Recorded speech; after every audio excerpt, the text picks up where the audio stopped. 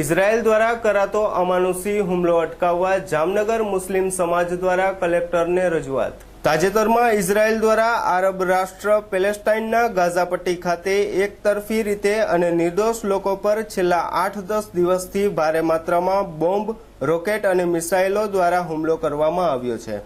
આ હુમલાઓમાં સેંકડો બાળકો, સ્ત્રીઓ અને વૃદ્ધોના મૃત્યુ પામ્યા છે। આ અમાનુષી હુમલો અટકાવવા ભારત સરકારને સુન્ની મુસ્લિમ જમાત જામનગરે જિલ્લા કલેક્ટર મારફતે આવેદનપત્ર પાઠવ્યું હતું, જેમાં જામનગર સુન્ની મુસ્લિમ જમાતના પ્રમુખ હાજી જુમાભાઈ ખફી, ઉપપ્રમુખ હાજી અલીભાઈ ખિલજી અને હાજી ગુલામ હુસેન દલ તથા જામનગર જિલ્લા ચાંદ કમિટીના પ્રમુખ હાજી મુસ્તાક બાપુ બ્લોચ તથા શહેરની સુન્ની જમાતોના પ્રમુખો, આગેવાનો અને ઉલમાએ કિરામની વગેરે ઉપસ્થિત રહ્યા હતા। આજે જામનગર શહેર તથા જિલ્લાના સુન્ની મુસ્લિમો તરફથી 10 દાડાથી 10 દિવસોથી મિડલ ઇસ્ટમાં ઇઝરાયલ દ્વારા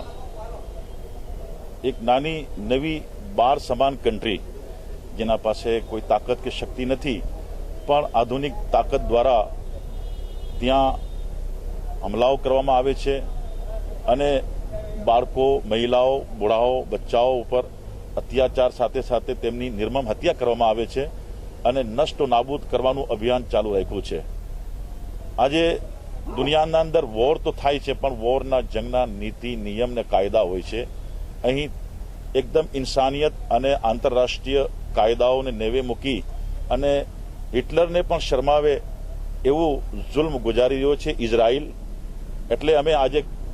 એડિશનલ કલેક્ટર શ્રી પાસે અમારું દુઃખ, અમારી લાગણી અને અમારું દર્દ રજૂ કરવા આવ્યા હતા કે વિશ્વના અંદર જ્યારે શાંતિ